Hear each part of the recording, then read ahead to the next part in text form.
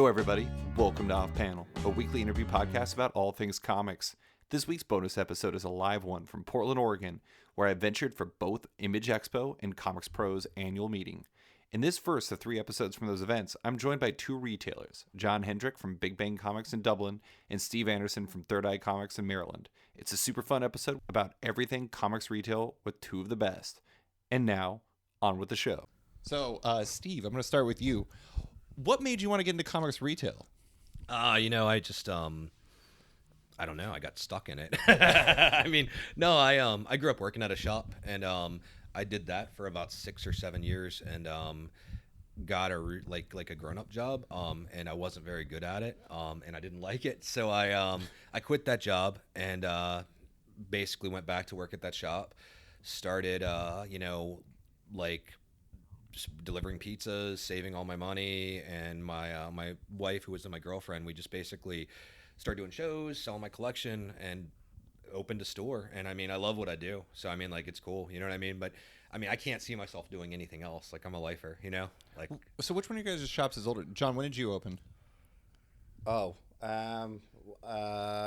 year is it?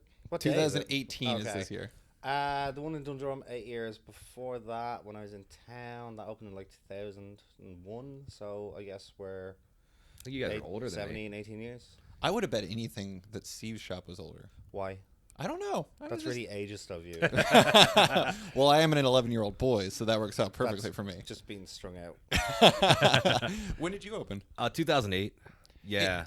In your shop, did you have a similar story? Like you were working in shops before? Oh yeah, I was working in stores before. We talked about this before, but yeah, I was working in stores before, and literally, there's nothing else that I'm really any good at. Yep, that's me. That's right, That's there. Yep. And most of the best successful shops, that's how it goes. And this is the only career path where you can be like us and succeed. Yeah. Because everyone else just fires.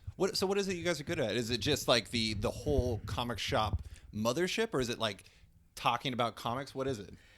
I think anybody who's worked in a shop for a long time just gets it in them, and just understands the business, like both from like the fan side, but also like the industry side. You know what I mean? We understand what customers want, and you just, like I said, I got a lot of skills that directly apply to this, but that's about it. You know what I mean? I think I'm holding the microphone, everybody, so I don't even know how far.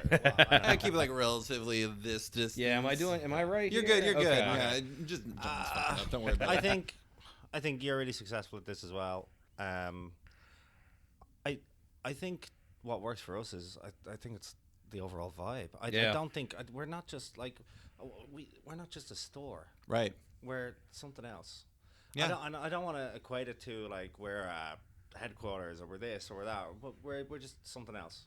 Well, the thing that's cool about your shop, Big Bang Comics, is I feel like you guys have a real merchandising angle, and you guys actually look like a store. Like, I think you've told me before, and this is one of my favorite things that John has told me, is the fact that you could switch out your shop with shoe inventory, right? Yeah, and that you would be the same store. It would be the same retail front. Whereas there's so many comic book stores where if you turn around to so many retailers and you go, if you take all your inventory out and you start selling clothes, would you want to buy clothes in that store?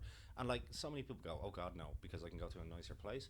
Why shouldn't comic stores be nice? Why shouldn't they be professional? Well, and it's far more inviting. Is that kind of what you learned as you were building up to your first shop? No, I'm a retail nerd as much as I am a comic book nerd. I get books by people just about shoe stores. You know what I mean? That's the thing. I like going in good retail stores. One of my favorite things, we were talking about this earlier in the bar, when we're in a different city, we'll check out stores. Mm-hmm. But, I went. This is an awful story, but I went to the Prado. I was in Madrid. Mm-hmm. I went to the Prado because I'm in Madrid. I want to go see the Prado, and I was more hyped by their bookshelves than the works of art in there. I took more photos of the way they did their bookshelves because, to me, it was this is amazing. I can absolutely relate. And those bookshelves are on my Instagram, so you can check them out. That's awesome. Well, you guys were both kind of self-taught, basically, at the retail. I think so. Yeah. So, did you, before you got into being retailers, were you always kind of mentally taking notes as to how you would do your own thing, or is it just it kind of came together? No, it was just kind of, you see what works working in a shop, and you see what people like and what they respond to, and then you just kind of you kind of go off of that. You know what I mean? Like I don't know where it came from, but just over time, like, you know, like I'm like, this feels good. I look at like, I mean, like, you look at like the Apple stores or Whole Foods or, you know, the Amazon bookstores, which are amazing. Oh, They're man, so they're ridiculous. cool. And that's there's constant inspiration, man. I'm always learning stuff, you know. Like I'm still learning. I don't know anything, you know. Well, Yeah. Because I'm here, I went to Powell's yesterday. Oh, me too. Yeah? Yeah, it's great. That was really interesting. Overwhelming. Yeah. They give you a map. I was just walking around going, how much money and inventory is in here? Oh, And yeah. I was like trying to do that mentally in my head. But I think as well, one of the things is that when you work for somebody else, you make somebody else's store as good as you want to make it. Mm-hmm. But also as well, you're limited by what you can do, and you start thinking. And for me, it was the way I was like, if I did this is what I would do differently. Right. And Yeah. that ended up becoming like what I did for a living. Mm-hmm.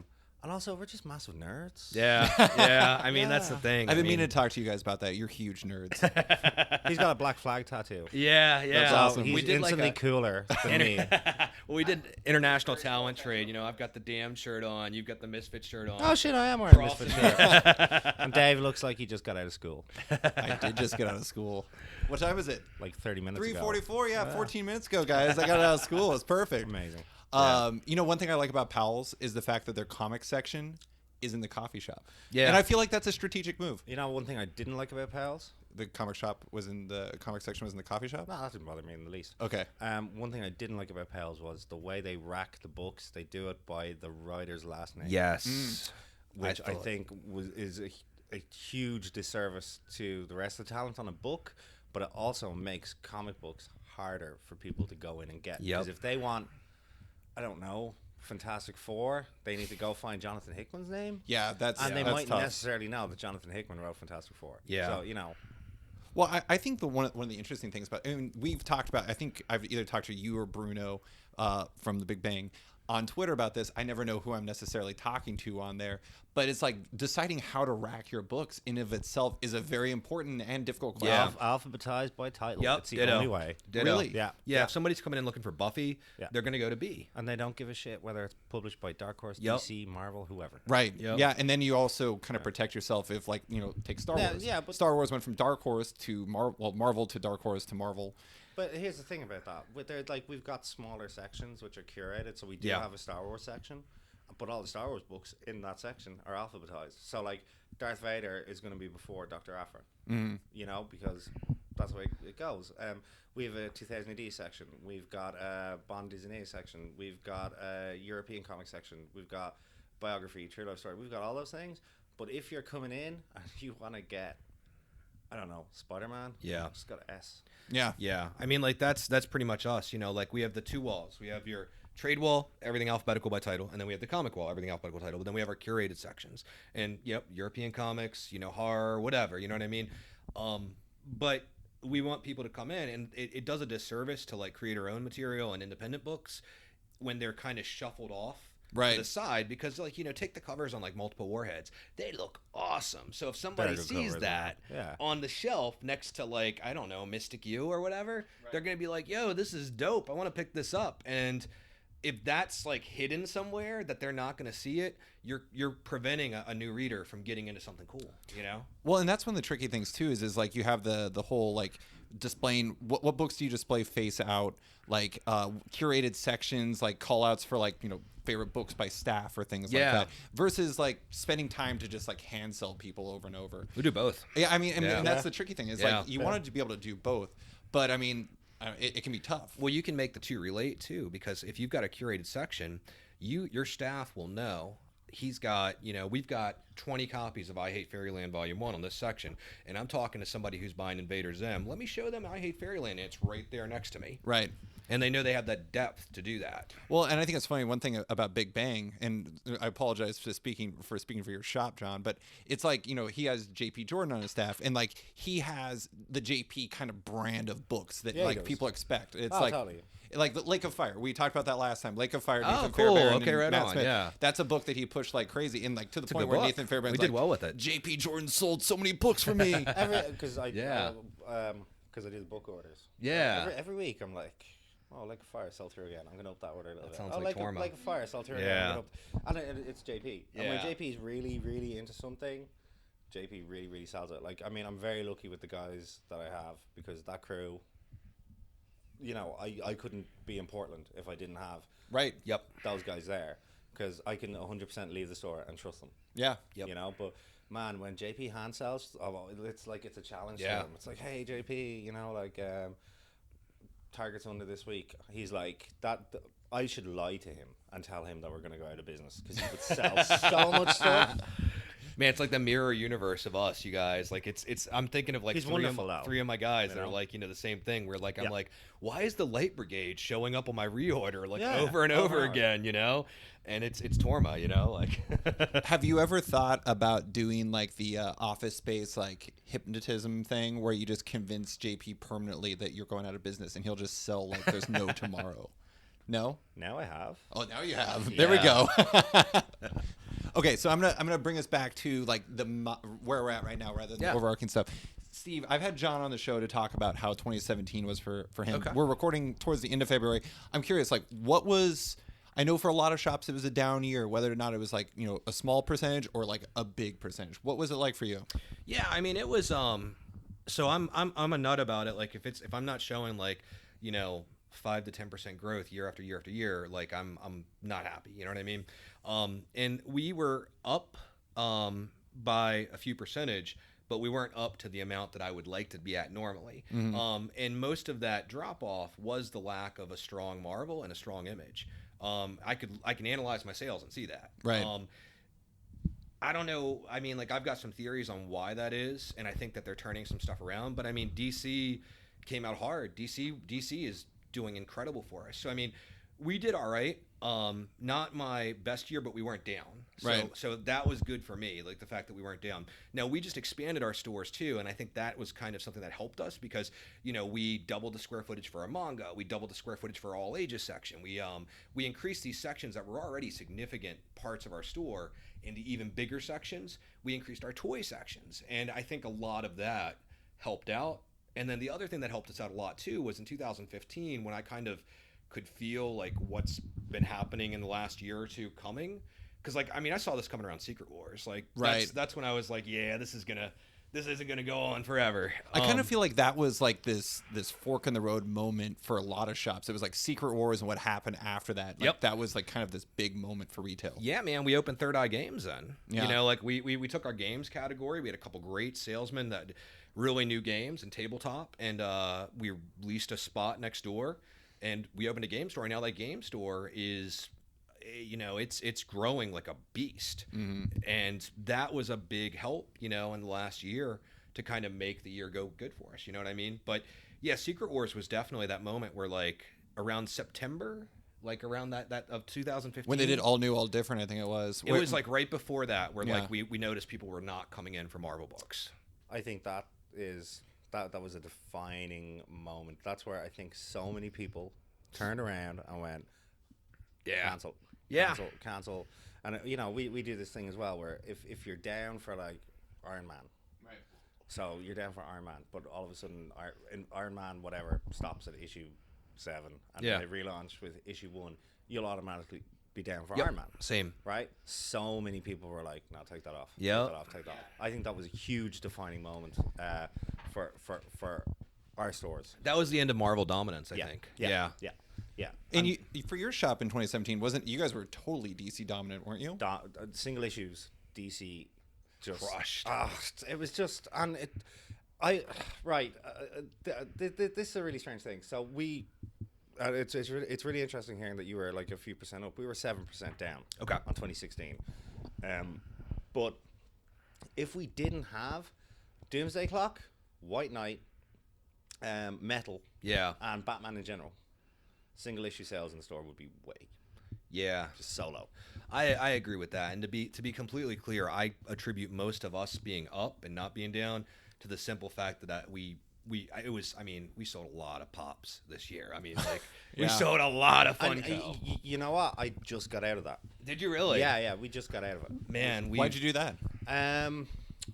Pops were cool when they were like comic store things, but literally now there's 3 businesses within a Oh, 30-second walk that sell pops, and one of those is a GameStop, and they keep like 1,000 in stock, and they do like 3 for 2. They can offer deals that we just can't compete with.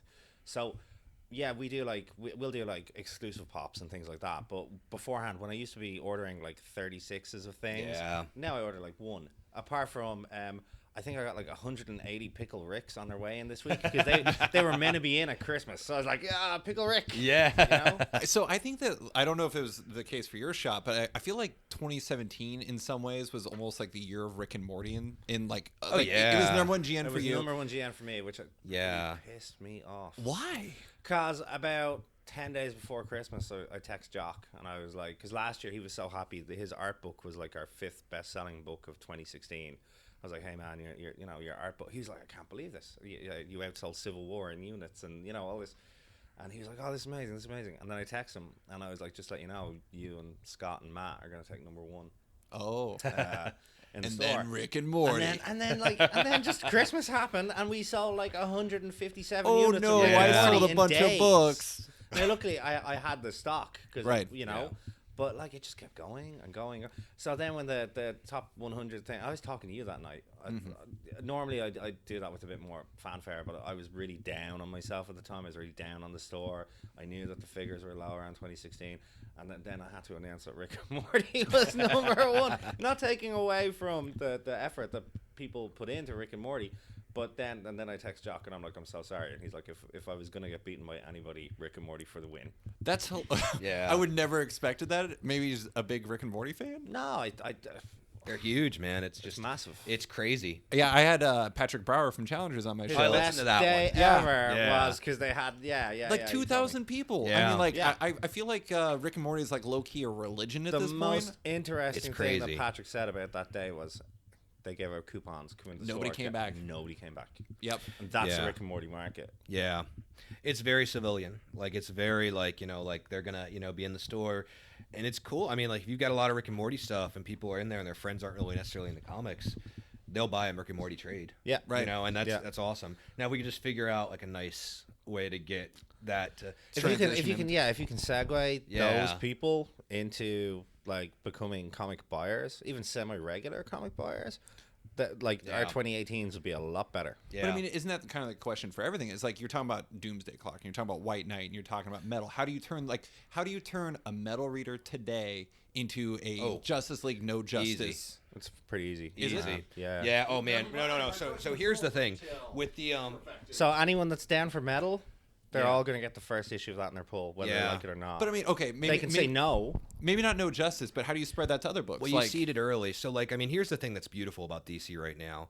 Like, they got it. And I don't know how they came to it, but they realized that fans as a whole, all those new readers that were driven into comics in 2011, 2012, they've been reading now for a while. Right. And they want to get nerdy. They want the multiverse. 6 years ago, they didn't I want like the the way you multiverse. said they want to get nerdy. They do, man. It's the truth. They want to get nerdy. And with DC, what we do with the metal for us is basically, I mean, aggressive hand selling, because we have a lot of customers that will start out and they might just be reading metal. Right. And we'll merchandise, here's multiversity in there. And then if they read multiversity, that's a whole... That unlocks Grant Morrison everything. Everything. Yeah. And then when Wild Hunt comes out, a lot of people they're younger, they're newer, they might be in for Scott, they might not be aware of all the cool Grant stuff.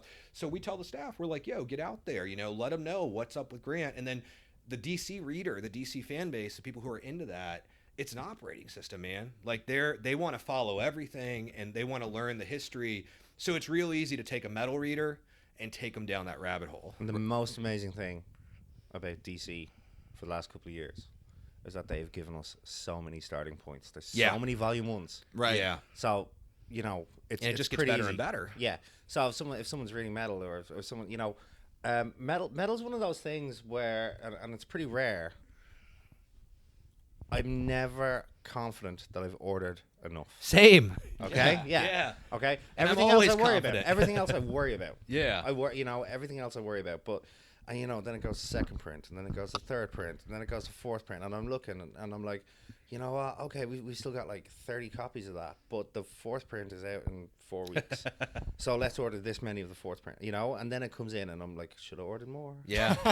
You know? How did you feel about the like Gotham Resistance and Bats Out of Hell? 'Cause we waited a while for those new printings. Yeah, That and drove me that was a nuts. really funny thing actually. I think DC themselves, they wanted to do this thing where no, there's no new printings because Yeah. they wanted they wanted this to be a thing. But eventually, I think people like us wore them down because we were like, please do another Teen Titans. Yeah. Please do.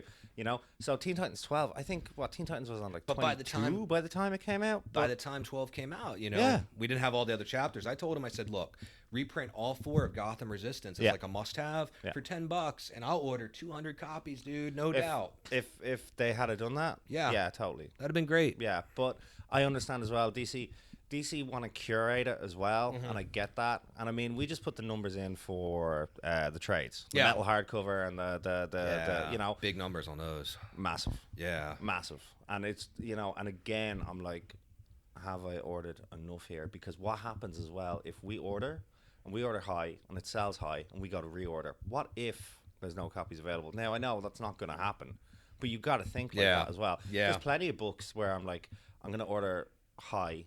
We sell it like we got caught on the Vision hardcover. Yeah. Yeah, I mean, Because that's out now. yeah, Yeah, same. We got caught out on that big time, and They I didn't feel do a big print for that, did they? no, I feel so sorry because JP sold his copy like 4 times over, right? And I'm like, no, sounds like Torma. I've got them on order, and like, oh, they're not coming. Yeah, and like, it's so you're always aware of that. You're always afraid of that, and I mean that's what we do. We live in the future, Yeah. and we're petrified all the time 100%. that we got it wrong. Right. But I mean, so I want to. This is a book that's coming out March 7th. Like Robert Kirkman and Lorenzo De Felici are doing Oblivion Song, and that, from what I understand, they're doing a massive overprint for it, but they're not doing a second print. Right. So like for something like that, is that a potential problem for you guys, or do you think that it would kind of No. Yeah, I mean, I think that it's cool that they're doing the overprint, you know what I mean? But how massive is the overprint, you know what I mean? And here's the thing as well: if there's demand for a second print, it'll they'll happen? do a Yeah, second they'll do print. it. Right. Yeah. That's business. Yeah. Yeah. You want to make money. Well, I'd like to at some point. No, I meant them too. I mean, obviously they're going to do a second They've print. got enough money. Screw those guys. So we've talked a lot about all the things that are going on this year or last year. I'm kind of curious, like going into 2018, we're again into February. What are you guys hopeful for this year, and how much of it is built on like Marvel's quote unquote fresh start being something of value? So like I might be in the minority with this, but I mean, I think everything is content driven, like 100%, and the creative teams look great. Right. So I mean, like at least I've got good creative teams. I can put 100%. Yeah. Agree with that. We only have 3 books so far, though, right? I mean, but so far they're all 3 bangers. right. Yeah. Well, Venom's with Stegman and Donny Cates. Donny Cates. Yeah. Yeah.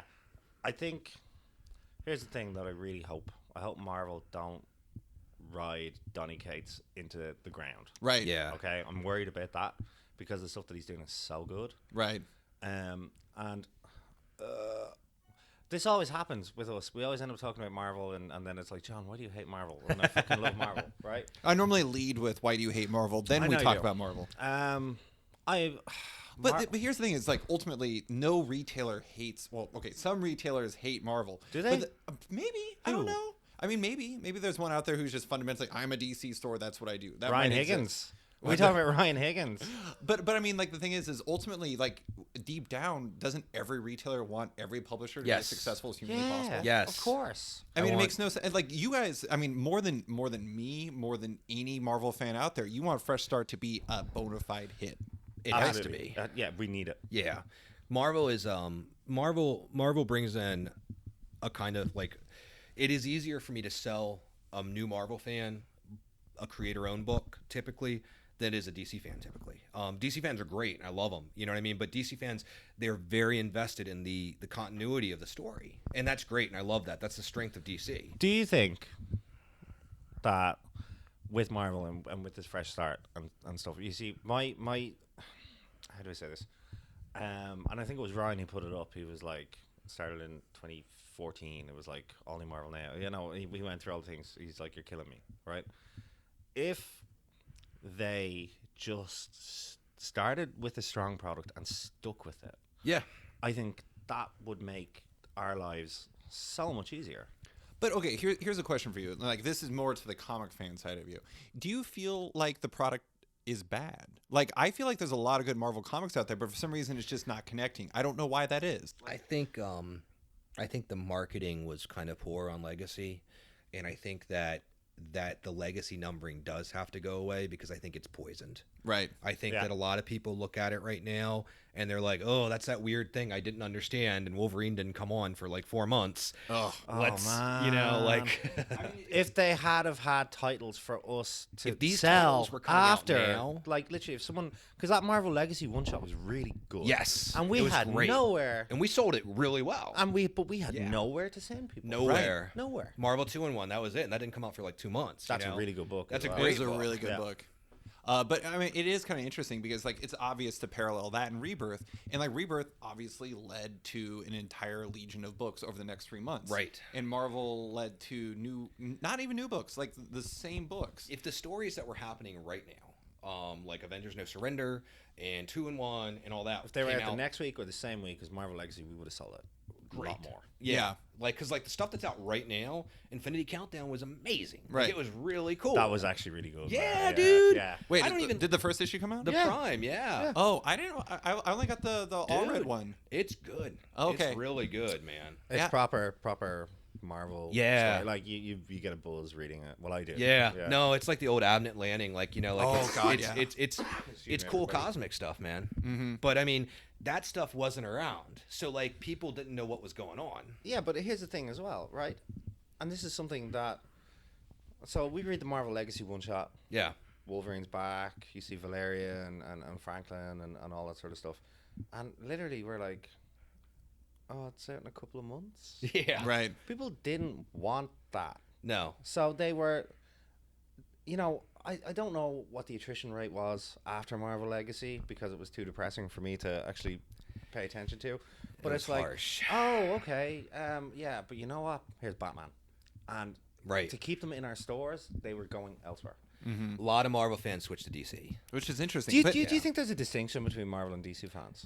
No, I think people just like good comics. Yeah, literally. Yeah. It doesn't matter who publishes them. Yeah. But it is interesting because you said that like it is tougher to move DC fans over to like creator owned. Yeah, well, I mean, with a new reader that is drawn to the DC universe, let's say somebody who gets into DC through like the the CW universe or whatever. Sure. Yeah. They can be a young reader, they can be an older reader. The multiverse, it's the operating system, you know. Right. Like and I love that. Like I'm a DC guy too. I think DC at the moment, I think what they've done is so smart. Where you know we've got literally they've got kids from like DC superhero girls Yeah. up. What do you guys think about the new the DC Zoom and DC Great. Ink? Oh, it's Yeah, awesome. awesome. That's so good. Yeah. And, Like- and they'll do it properly, and they're gonna launch creative stuff. teams. Yeah, Yeah. and they're gonna do it properly. They're gonna appeal to. They're gonna be able to like go to bookstores. We're gonna see those books Yeah. in bookstores and comic stores. They're, Right. they're just it's just smart. They're so smart. They're doing everything right They're now. doing it's really Everything hard to right. fault them. Yeah, like their miniseries, like even just something as simple as that Swamp Thing Winter Special on the back, that little the little cutout on the back, Yeah. like it makes people feel like this is special. The same week that the Swamp Thing came out, that Monsters in Love special Yeah. came out, right? So one was a $9.99 book, one was a $7.99 book, and both were the same page content. And so I saw a few things online where why, and it was literally like, well, the Swamp Thing, we published this many, we printed this many, and this is why it was square bound, this price, and it was cheaper because of how many we made. And I was like, that is a fucking great complaint on a $7.99 book. yeah, I haven't heard that complaint from a publisher in a long time. yeah, Like, you know, we were able to print this many. I do think one of the things that's interesting about DC is the fact that they're taking so many risks right now, and so many of them are hitting. Because I bought Snagglepuss. I bought a, we did so good with that. It's so good. Yeah, I bought a DC Looney Tunes trade. We should be on this the other podcast day. all the time, man. right. I bought a DC Looney Tunes trade, and I never thought in a million years. Like I That love, Tom King and Lee Weeks saying. yeah, But look at that Yeah. creative team. They could do anything. But I mean, it is kind of crazy though, because it's like, I mean, another good example, Flintstones. Love Flintstones. It was amazing. Did I ever think in a million years that I would read a Flintstones comic intentionally and it turned out to be like that? No, but it was brilliant, and they're taking all these risks, and they're paying off, and it's interesting because I think they have two things going. I think they have risk taking that's paying off, but they also have the operating system in place, and I do Yes. think. I do think that that's one of Marvel's underrated flaws right now is their operating system is broken. And that's why it's so easy to get a Marvel reader to go to Black Science. Right. That's why it's a lot harder to get a DC reader to go to whatever the creator-owned, image book is. You know what I mean? And we'll see how that goes when Witches comes back, because we had a lot of Batman fans jump over to Witches. You know what I mean? Yeah. But I mean, 100%. like with Marvel, when Marvel was firing on all cylinders, and they had Remender and Fraction and Hickman and all those guys just killing it. It was, dude, it was so easy to basically be like, yo, you like Uncanny of X-Force, you like Uncanny Avengers? Here, you need to try, Low. You need to try this. Do you think as well, one of the things, and it's rare this happens, but you get an overriding sense, and I had no contact with Rick about this at the time. I'd never mentioned it to him. I don't email him. I see him at shows every so often. But the sense I got was, at that time with Uncanny Avengers, when he was ready to come off, so many readers were ready to come off with him and try his stuff. No, I agree because with they knew he was like, he's leaving Marvel to do his creator-owned stuff. I really like his stuff. I'm going to give it a shot.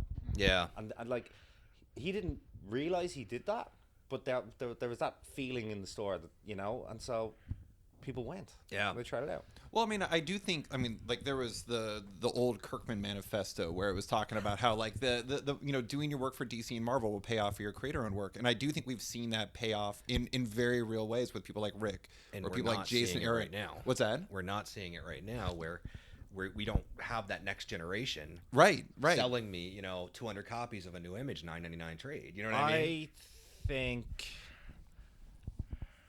that aspect of the market right now is very reserved. I think that there's a couple of people. There's Rosenberg and there's Donnie and there's and they're amazing and they're rad, right? But I think as well, that when they haven't made their massive move yet, we've got great publishers out there. We've got like Black Mask, we've got Vault, we've got all these people. Yeah, but they're still early in their Marvel but they're side. Still, but those creators haven't dropped their bomb yet, and I think what they're doing is, and I think that this way comics is different now. So they're starting off with the creator-owned stuff. They're going to Marvel, and I think all of them have great stories ready to go. But they're waiting until they have their Secret Wars event. They're waiting until they have their Civil War. They're waiting, and then they're gonna step off the stage when everyone's clapping, and that's what I think. But I think as well with Image as well, there's a change in Image at the moment where I think Image are publishing some fucking amazing content. They are. But it's the room's noisy. It's hard to hear a voice. I was chatting to Ram V earlier today. Like Paradiso, great book. But it's only when that book is going to come out and trade, I think, that it's going to make an impact. I think single issues these days, I think they're being treated very much like stock or commodity. It's hard, It's hard. Like Image singles right now are the most difficult thing to order. Like so many people buy issue 1 just in case it's another Walking Dead. Right. Which is a fascinating thing. It's like it's a speculative stupid. move. Yeah, it's stupid. So speculators buy Image issue 1s, but by the time an Image book hits issue 3, you are talking that you might be selling 5% of what you sold on issue 1. Your drop is hardcore. Massive. Wow. Yeah. That's interesting. And that's a common, I've heard that from tons of people. Patrick and me were talking about it, and I've heard this from like people in like all over the world. I always thought it was like like a sampler thing. It's like there was like the speculator thing, but also it's like if you get the first issue and you like it, you're like, okay, I'm gonna come back on trade. But sometimes you don't. I think it's an attention thing. Really? Because I think that most of my Image readers, and we're a huge champion of creator-owned stuff. That's what we love. You know what I mean? We sell a lot of it. A lot of my Image readers, they're the kind of readers who will come in once every 3 to 4 weeks, maybe. Yeah, they're not and necessarily. They'll get a stack. Like, do you have a lot of Wednesday warriors? Yeah, my Wednesday's not my biggest day of the week. Wednesday's not our biggest day anymore either. Saturday is my biggest day. You know, it changes on a weekly basis. It depends, but like it can be either Wednesday to Sunday.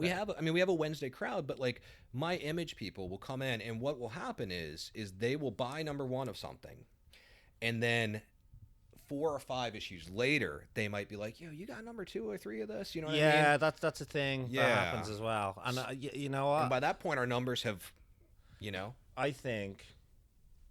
We talk about pre-ordering and how important it is, but that's only because we're made to tell you all how important it is. But I think the way the market's going, there's less importance of that because I agree. I think I don't know.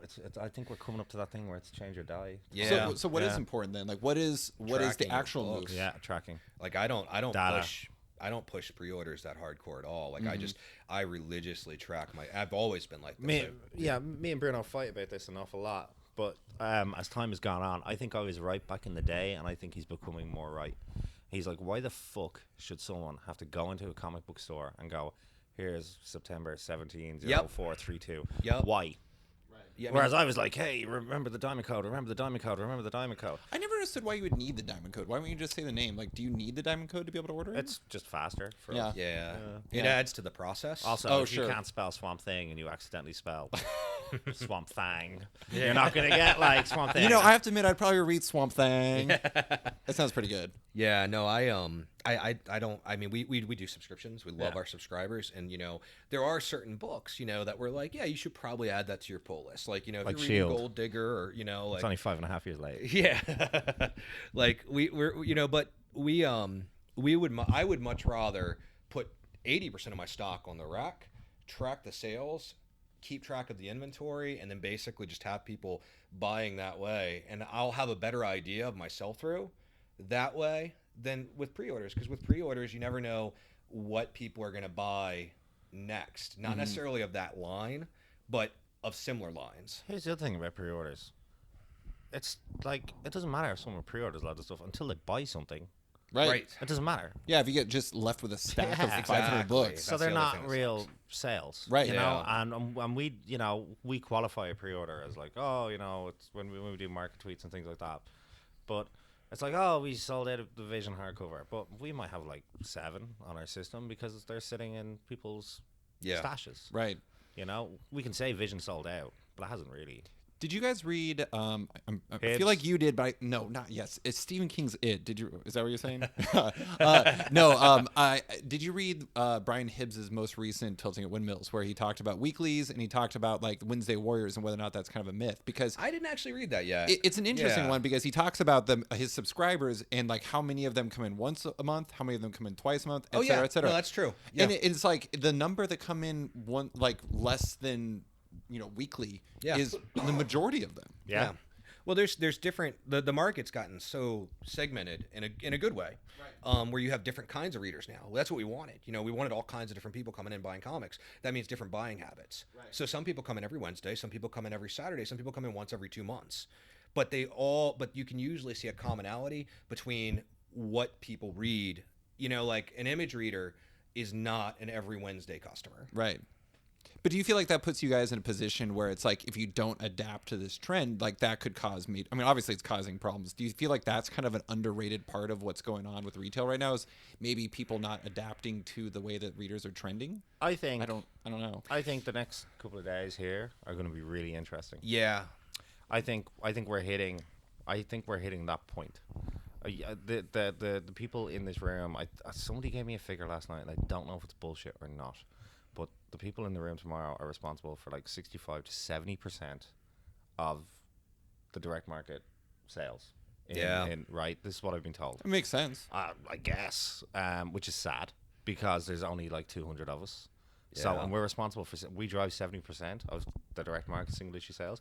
I think that, I think it started 2 years ago when I was here in Portland 2 years ago. I think it started with DC. Right. I think in 2 years' time, if we're not back here in Portland in another 2 years and the direct market has changed where it's us retailers, we can't operate. We just can't operate going forward in this age the way it's going. I think comics retail has to like change or die here. And I think that our customers, the way you're talking about them coming in, the way lots of people do that with us, and that's fine. But there's so many stores that if people came in once a month or whenever they wanted, they would like go out of business. Yeah. Yeah. There's guys out there that the Wednesday Warrior are there. That's how they make money. Yeah, I mean, if I relied on that, and if you relied on that, we wouldn't be here. No. I mean, we do. I mean, we started pumping back in like 2010, all ages. Yeah. And that's a huge part of our sales. Actually, when I get back to Dublin, Yeah. we're doubling it.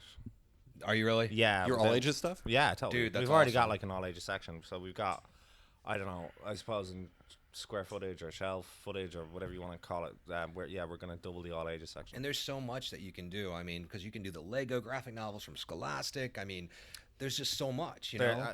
you know, and when I was walking around Pals yesterday, I was like, I got that. I got Yeah. that. I was looking around what I had in stock.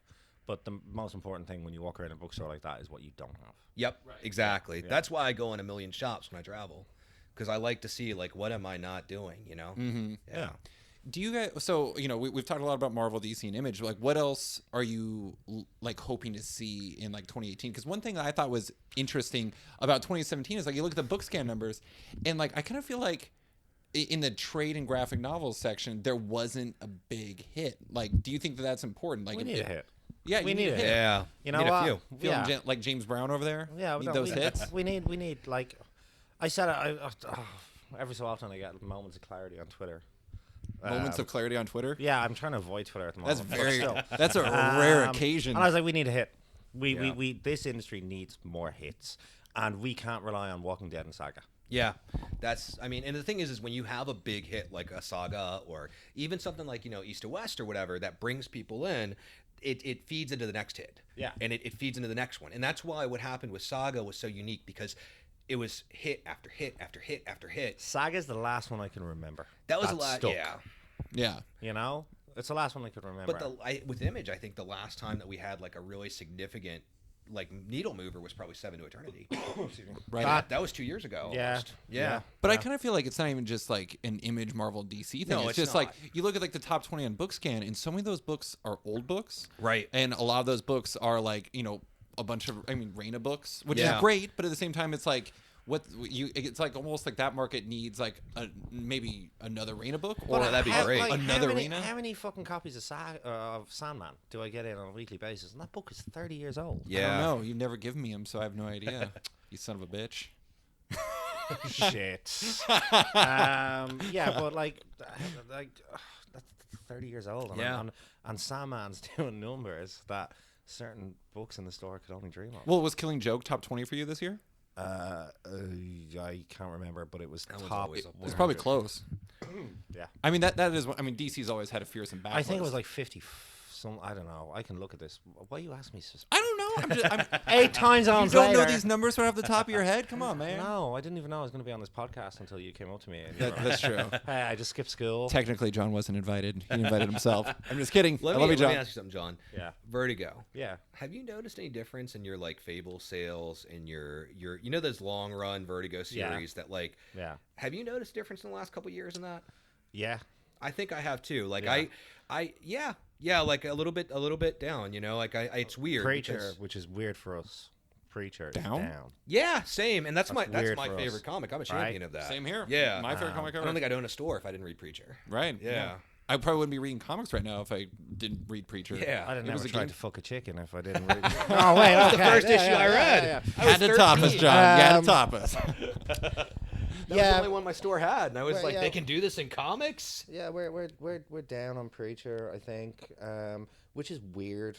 Yeah. Because there's like certain things that like every store, I've never been in a store. He's never been in mine, but I can guarantee you he knows what sort of store we are, and we know what sort of store he is. Oh, yeah. By hanging out. But that was a weird one for me. Like Fables, I can see it starting to slow. But the thing about Fables is every so often, all of a sudden, you Little get spurt. like a real rush. You get a real Yeah. flurry. Yeah. And all of a sudden, lots of people are interested in Fables. And there's What about Why?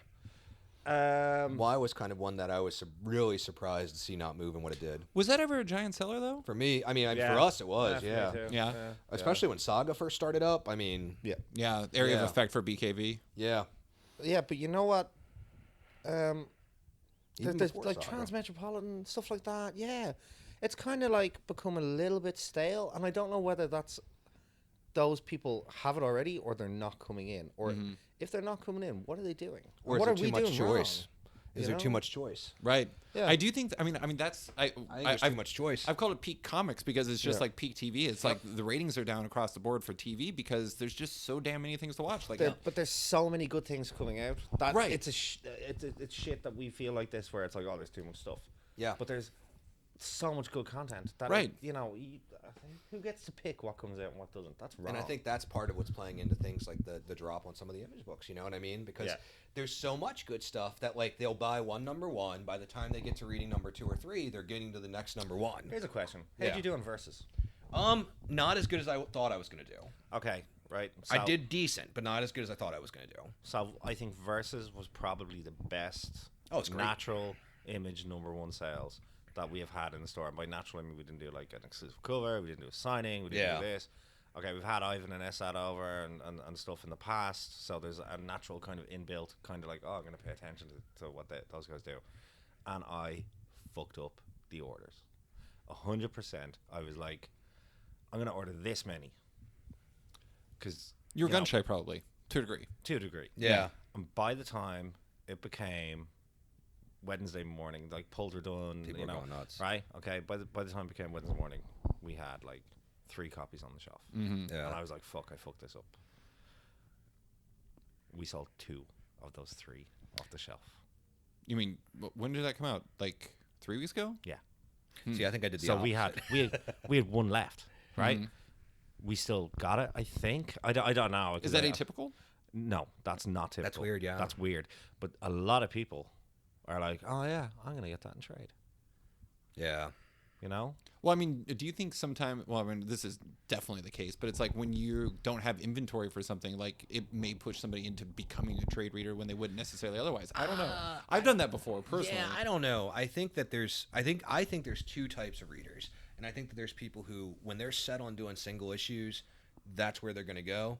I've noticed that this has lessened some, and it's been easier to convert those people over to trade, because I'd much rather have people be both. You know what I mean? Obviously. Yeah. But I'm kind of treading the middle right now. Yeah. And I have to admit, it's a weird place to be a reader. the middle's great. Well, the middle's, but it's weird as a reader because, like, especially because I do podcasts and stuff. I always feel like I'm kind of outside the conversation when you're waiting for trade for something. It's so funny because when your back's turned, we just like talk shit about you all the time.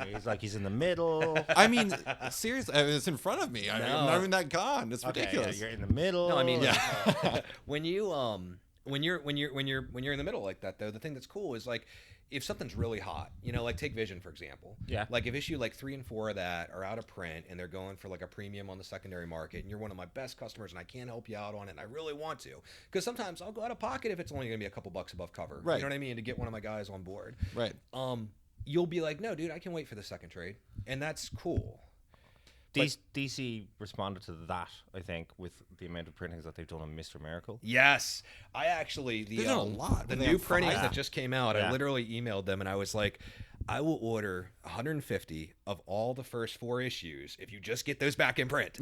I was like, I'm locking in my orders right now. I'm like, you can commit me to that. Just do it. So here's a true question: What printing do you think is the most desirable For what, Mr. Miracle? for any DC reprint?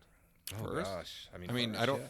Third. Why? Really. Because the third printings, they do them black and white, just no the color. sketch. covers, Yeah. right? Oh, I didn't know that. Yeah, okay. So, Batman 40 went to yeah. reprint, or Batman 30. So I had 2 covers. One was a Tim Sale cover, and one was an Olivier. Gorgeous. Yeah. Like, this is like, oh, man, we tweeted that. Was that the one where he's like mounting the motorcycle? Great cover. right? It's a great cover.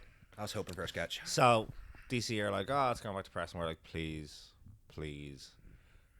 just do it. Black and white cover for the second print. Just please. Right. And do the Koi Pell cover. And DC were like, what difference does it make if it's black and white and not like the standard? I think red is second print. Yeah. Red second print. What difference is it? You know, like where I'm like, if you do this cover and it's black and white, I said everyone that's already bought the first print, they're gonna buy this because they want this. This is a piece of art, and we will sell more of this if it's this cover. If it's black and white, we will sell more of it. I swear to God, man. And they did the Tim Sale cover in black and white. I was so bummed. Yeah, you know, so and bummed. Tim Sale's cool. Yeah. But like, I've seen enough Tim Sale covers in color and black and white that you can get the vibe, and they just didn't do it. And it was, I thought it was such a shame. Because Right. we could. It was the difference of reordering like 20 to reordering like I would have reordered 300 copies of that thing. And No problem. That's the thing, man. DC with their cover Bs and stuff, they've been developing a market of Yeah. people who will go for the alternate cover because they've had these great Carrie Andrews covers and these great art the journals. Superman one. Yeah. Aren't those? They're doing it largely open order, aren't they? Yeah. Oh, it's Yeah. all open order. Yeah. Yeah, but I mean, they're but I very mean- sought after. Yeah. I mean, but that's a huge difference because How many stores don't order B covers? I don't know. Shit tons. Yeah. Yeah. And there's a lot of people too who like they might not know Stanley Lau is art charm, you know what I mean? So they go to order not thinking, not because a lot of times we don't see the cover art Right. until like maybe like what, the day before, the day of. If we're lucky, no. Yeah. I feel like DC have Archer been a lot came out better of with that. nowhere and Yeah, it became like a DC cottage in the last industry. 3 No, months. Archer has been around for a They've while. gotten way man. better. I missed him. Apparently, I wasn't. He's in not the big right in market. Alaska, I guess. I know, seriously. Oh, we man. get things late. We just found out about Watchmen. It's pretty cool. I like it. Have I got a book for you? It's called Doomsday Clock. Yeah. So I want the final thing I want to talk about, and it's very fitting given the fact that it's part of the reason why Steve is leaving early for ComicsPRO is signings and events. You have a Gerard Way have a coming to crazy do the signing on the signing this 24th. weekend. Gerard. Yeah. Oh man, Yeah. I talked to him about it. He said he was gonna like that guy. That's I got to later on. I'll tell you my Gerard story. Okay. Well, so Yeah. I am kind of curious. Like a lot of shops I've talked to have been doing more events, more like signings, things like that. I know, John, I know your shop, like your bestsellers are heavily driven by what you had signings for and everything like that. How important are community events, are signings? How essential is that to your business at this point? It's a huge thing. I mean, we've been doing them for a long time, and we, you know, when we don't try and push characters, man. We push creators because the Yes. creator is the brand. Yeah. Right. So I've got creators who have signed with me 4 or 5 times at different stages in their career, and they're a brand. People will follow that creator, you know? Yeah. And a lot of that comes from that creator being here for one of their first books that nobody, you know what I mean? They've never read, and they're like, this is cool, you know? Like, I'm getting into something that's new and at the ground zero. And then when that creator grows, the fan grows with them, and they follow all their work. It's great. It's super exciting. Yeah. Yeah, we love it. And it keeps like paying off going forward. But I mean, you guys have like a heavily local component at Big Bang, right? I mean, like when Declan does a signing, or if it's just even like a book comes out for Declan or whoever. I would say that what we have, that there's there's that local thing, but the other thing is, and it was really just untapped. And like at the start when we just started doing it, it was like, look, dude, we're gonna do this, we're gonna push it, and we were getting answers like, nobody's gonna give a shit. Right. Well, you know what, people do. Right. They like, you know, and they like to come and they like to hang out, and it's a good vibe. One of the things, I don't know if I've announced this yet, so you can get the scoop. Ooh, exclusive. So Jerry Duggan's book, Analog. Mm-hmm. It's going to be so good. I know. Yeah. So it's drawn by a guy called Dave O'Sullivan. Yeah. Dave lives half an hour away. At the like a week beforehand, you got The Dead Hand by Kyle Higgins and Steve Mooney. Mm-hmm. Geordie's colouring both of them. Mm-hmm. Okay, so I'm looking at the schedules. I was like, okay, these are 1 week apart. We're gonna do really well with these. So I ring up Stephen. I'm like, here's what I want you to do. I want Dave to do a cover of your issue 1. Oh. And Steve, I want you to do a cover of Dave's issue 1. What do you think? And Stephen went, nobody's gonna want that. I was like, trust me, they're gonna want it. So I got on to Dave and I'm like, are we doing this? He's like, yeah, cool. So with that switch over, we're gonna do a signing with the creative teams, you know, because there's 1 week apart. We've got 2 awesome covers, right? It's not actually that much of a big investment for us, but it's a huge investment in terms of the faith that we have in the creative teams to bring the people in and stuff like that. If nobody turns up to the signing, it doesn't matter. We can sell the books, Right. but that's not the point. The point is that we're showing our support to them. Because we go and we show support to local creators, and it doesn't matter if you're Declan Shalvey or if you're Trina Farrell. It doesn't matter who you are. It matters that your local creator, we're going to hook you up. Because eventually that local creator is going to go on and make fucking the next Watchmen. Right. And you know what? They're going to look at us and go, hey, they were really supportive of our career the whole time. And, you know, that's what happened. I remember that's what happened with Scott Snyder. I was like, you're fucking amazing, when nobody knew who the fuck he was. Right. Same. Right? Yeah, totally. Yeah. Okay. And like, because of that as well, you know, Scott's been to Dublin. Scott wants to come back to Dublin. He wants to come back to the store. He wants to go and hang out, you know? And it just so happens it's kind of handy now. Yeah. Because, you know, he's Mr. Batman, he's Mr. Metal, you know? But, like, when nobody gave a shit about American Vampire and single issues in that store, I was fucking, this is amazing. This is a comic book about a bastard vampire who's an asshole. And it's good. So if you are going to scream at the rooftops about something that you are into and you support them, eventually, when they're doing the next epic Yeah. thing, they're gonna go, oh hey, those guys are really really supportive of me, and it doesn't matter if they're local. There's lots of signings, you know. I've seen stores turn around and go, oh well, we'd like to do this, but you need to pay for your own flights or things like that. Yeah. Look, stores do it differently. Each store does it differently. We don't do that. We pay for flights. We pay for accommodation, and it doesn't fucking matter if 0 people or 100 people turn up, because we want you in our store to sign if we're really into what you do. Yeah. Yeah. I mean, didn't you have Kyle Higgins came into your store before for signing, right? He did, yeah. Yeah, and here's the thing about Kyle Higgins. I didn't realize, because I missed it, I didn't realize just how much people are into Mighty Morphing Power Rangers, yeah. right? Because I missed it growing up, right? I was just above that. I was like, oh yeah, there's that really like fucking crazy, you know, everyone watched it, Right. but like orders on Power Rangers, I was so shocked. I had to keep upping Yeah. orders on that thing. So it's like, it wasn't like Kyle Higgins, the guy who did like Nightwing or Batman or whatever. It was like the Mighty Morphin Power Rangers Yeah. dude is coming to Dublin, Yeah. you know, and like people love that. Yeah. Do you find that, like, when, I mean, obviously, it sounds like this is totally the case, but when you bring in somebody for a signing, it's like your customers get invested in them as people, and then they keep going forward with it. 100%, man. Yeah. Sean Gordon Murphy is like 25 people's best friend in Ireland. Yeah. You know? We've got guys like that too, you know, where they come in and they're like, oh, I'm going to come see Justin, you know, and like, it's like, cool, you know, so when Justin Jordan comes, people are showing up and they're like, oh, it's Justin, you know what I mean? And Yeah. this, you know, we have Tom King in a lot. We get people that bake cakes and bring them to people. Yeah. That's awesome. Yeah. I mean, it's great, you know, like it's cool. And it's exactly like you said, you know, I mean, you don't wait and do a signing. Like, you know, everybody's going to be like, yeah, you know, I want to bring you in for, you know, Doomsday Clock. You know what I mean? But like, you got to look for good books. You got to go out there and find good books. That's our job, is to find the books before the fans know they want the books. Right. You know? And it's not like you're investing in them for like cynical reasons. No. It's like, oh, I want to get on Scott Snyder because it's like to I turn see them the on to future. good comics. You know, like, I mean, that's the thing. I think any good comic retailer can read a book and know. Like when I read American Vampire when it first came out, I knew right away. This guy got it. Yeah. Yeah, totally, this is 100%. good. Yeah. You know, when I read like Grayson, I was like, Tom is good. Yeah. You know, I'm like, I don't care about Dick Grayson, but Tom is good. When there's been a few like eureka moments with creators, big time. Yeah, I think the first time I read like Scalped, I lost my fucking mind. Yeah. First time I read Chew, I was like, you know, this, you know, there are things that, you know, we as people like and we can push, and if you're lucky enough to be able to like do a thing and have that person sign in your store, great. But that doesn't necessarily matter. What matters is that we push good content. Exactly. If you're a customer at my store, which you're not, Dave, but if you're a customer at my store, and I bought stuff from you on eBay. I know you could have just asked. I would have sent it to you. But thanks for that. But if you come into my store and I give you good content, you're gonna come back to me. Yeah. Right? If you come into my store and I sell you anything, You're taking just care of your because, customers. Yeah. Right. But if I sell you anything, you're gonna go to any store, and I don't want you to be anybody's customer. I want you to be my customer. Right. And boyfriend.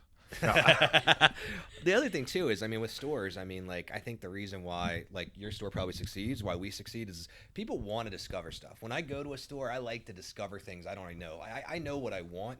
I want to find the stuff I don't know about. So like when somebody comes in my store and they're like, yo, what's this Copra thing? And I'm like, oh, let me tell you all about Copra. You know? So good. Yeah. And then they're like, this is something I would have never found if I didn't come in and see it on your shelf and you talk to me about it and all Here's that. a question for you. Yeah.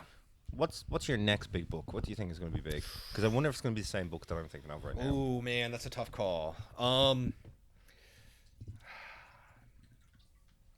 I think the guy who does Black Bolt is going to be Christian Ward. Saldo No, Ahmed? right? Yeah. So- I think he's a guy to watch. I mean, our Black Bolt trade sales are amazing. Yeah, ours are too because of JP. But Yeah. you know what? I think I saw it. Carl Kerschel, Brendan Fletcher's thing. Oh, I think Isolo, whatever way you pronounce it, I don't know, accent. Oh yeah, Right. yeah. I think that is gonna. Yeah, that's gonna crush. I think that's gonna. crush. I think that's gonna be, and I think it's gonna be one of those things where people like me and you are gonna order like a lot of number one, Yep. and a lot of number two, Yep. and when number 3 comes out, everyone's gonna want. They're going to want to catch up. Yeah. Yeah. I think analog's going to be like that. Like, it's funny that you were doing the exclusive thing because I got to jump in on this. But I'll sell you some. We're doing we're doing an analog variant too. we're gonna be bringing Jerry in, and doing a big thing, and it's one of those things where I think you probably thought the same thing I thought when you looked at that book, and you were like, aside from the local component, you were probably like, this is really good and timely. Well, we've had Jerry in Dublin before. Yeah. Right. So, and was I talking to you about the Jerry story today? No. Okay. So Jerry, I had a bit of jet lag, but me and Bruno, we were exhausted. We got everybody together. We got Scott and Greg and Becky and everybody, and we managed to ship them off to the hotel. And we were like, yes, we got rid of all the comic book creators. At midnight, they're all going to be fine tomorrow morning. They're all going to be perfectly fine tomorrow morning. We go back to the hotel. There's Jerry hustling pool in the hotel foyer, completely wide awake. This guy was jet lagged, and he's buying everybody drinks. And Jamie McKelvey comes up to me, and he's like, I'm going to bed. And I was like, right, you're going to bed. And Jamie's like, oh, here's Jack Daniels and Coke. Let's drink that. And I'm like, fuck, right? So I was like, it was all good natured. We ended up staying up till 5 a.m. It was a terrible idea, and we had a lot of work to do the next day. But Jerry, I was getting everybody ready at the end of the day the next day, getting them all into the buses, bringing them back to the hotel, because comic book creators, they're like small children sometimes. You need to point them in the direction of where they need to go, but also you need to make sure that they don't wander off with a stranger. So I couldn't find Jerry. So it turns out Jerry left, went to my store, and he went through every single back issue box and signed every single item. He signed every item. He's the best stock. dude ever. He signed every item in stock. Yeah. He signed absolutely everything. And he just went off and did that. And I will never forget that, because here's the thing. It doesn't matter if it was Deadpool 8. It doesn't matter if it was Deadpool 5. That Deadpool signed by Jerry Duggan is the jewel of someone's collection. And that collection started in my store. And he did that. So that's why, he's the best dude ever. Yeah, totally. Well, and we love you, Jerry. and I think this all ties into the thing is ultimately, I think one of the powers of comic book shops is the community building, and the fact that you're getting tethered to this store, because it's like your people. Right. You guys are my people. I literally grew up in my comic book shop. Same. And when I got out of comics for 3 or 4 years, I went in there and I was like, I don't even know what to get anymore. Last comic I read was Preacher, and I quit reading because it was the best comic ever, and nothing can top that. And they recommended Why the Last Man, The Walking Dead, and Fables. Yeah. And you get those 3 books. If they gave me, I don't know, Chuck Austin's X-Men run, I probably wouldn't have kept reading. He gets a lot of shit, that poor guy. But ultimately, I got those 3 books, and now I'm here in Portland talking to you guys. So obviously, comic shops fundamentally changed my relationship with the comic medium. books fundamentally changed my life. They fundamentally changed your life. I'm sure they changed Lexi, who's over there. She wouldn't get in on this. Well, I tried. I'm sure they changed your life. Yeah, she nodded. I grew up in comic book stores. I grew up in his comic book store, and that's how I ended up here. That's perfect. I had so many great people I've met. I met some of my best friends. Yeah. I met people that are like family to me. Same. Just literally because we dug Batman or Wolverine or what? Okay, so how young were you when you read Sandman? I was 13. Okay, yeah. Yeah. Okay, I was 12. Yeah, so Okay. we're around the same. Yeah. Okay. 34. Haven't read it yet.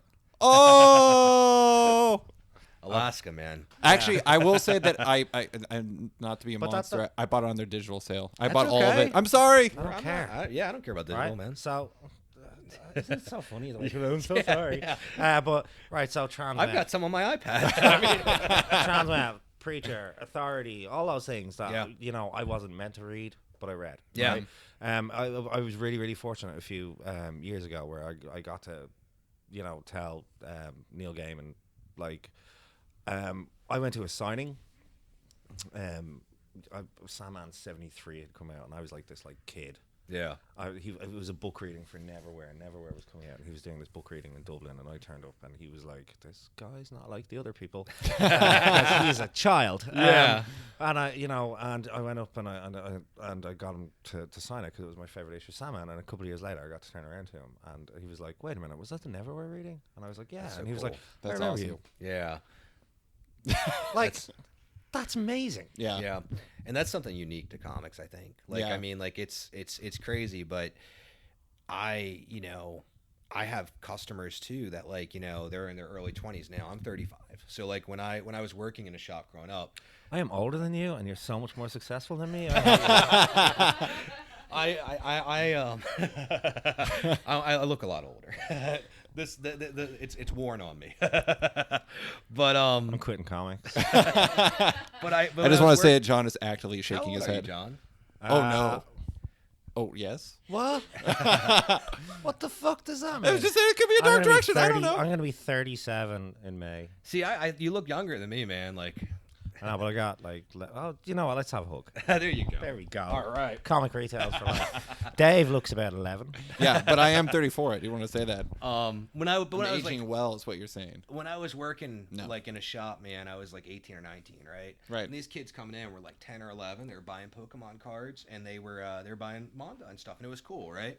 So those same kids, 10 years later, found my shop. And I was about 40 pounds heavier than I was then.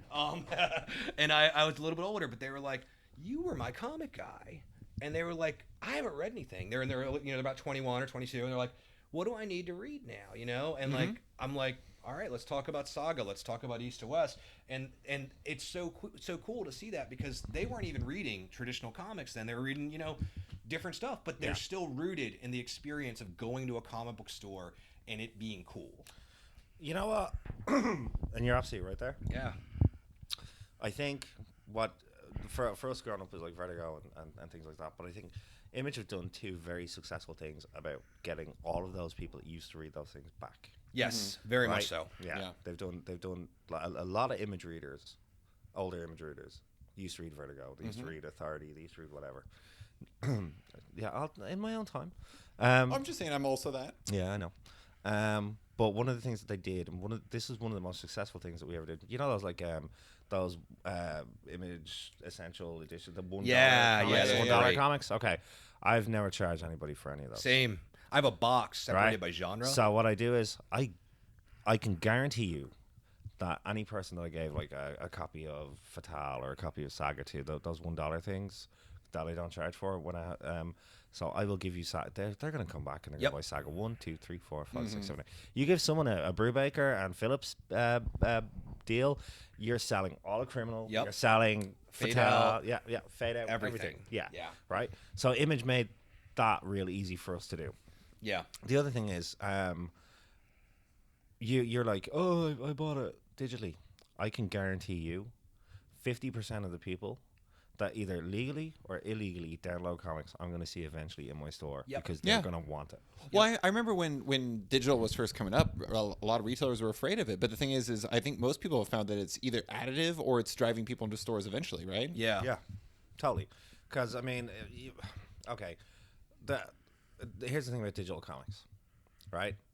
It's just not the same. No, it's No, not. it isn't. I actually hate it. Like I get like advanced review copies to read and everything like that. Why?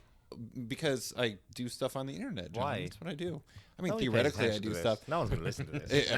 But I do want to say, like, the interesting thing is like I love the feel. I love the experience of going into a shop. Yeah. I still go in every Wednesday. I go into the shop. I walk Bosco's, the stands. right? What's that? Bosco's your store. Bosco's, yeah. I go to the stop. I go there. I pick out my books. I have my pull list. I do all that, and like you just can't replace the experience of reading a comic in print for me. And, like, yeah, I think, like, I mean, why would you be frightened of digital? It's a completely different thing. I'm not Yeah. frightened of it. No, I'm not talking about Oh. you.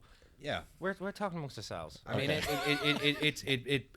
creates awareness. It brings people in, and I mean, more like, people read comics. It's Yeah. only ever going to be better for people. let like you. me ask you guys this: if you have a movie you really like, aren't you gonna buy the physical copy? I'll buy it, Yeah. like the Blu-ray. You know what Yeah. I mean? Like I like old horror movies, so Yeah. like if the Beyond comes out with a really sick Blu-ray, I'll probably buy that thing 3 different times. You Okay, know? I love the original Night of the Living Dead. Yeah. Right, I've got that on DVD, Blu-ray, and then the Criterion Collection Yep. had a Sean Yeah. Phillips cover. I bought that thing. Yeah.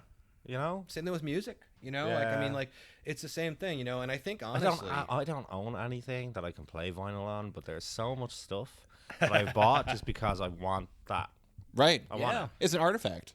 Well, yeah, I can listen to Spotify on my phone or whatever, and I do. But like, if there's things that I want, yeah, I'll get them.